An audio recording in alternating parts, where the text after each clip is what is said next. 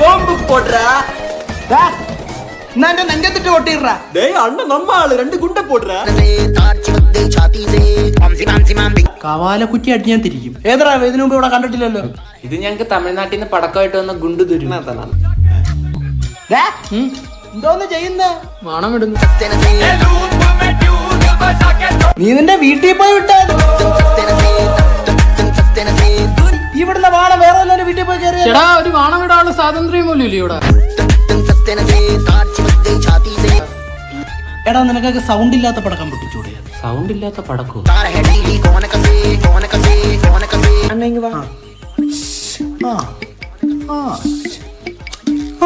இந்த சவுண்ட் போதுமா? മതി.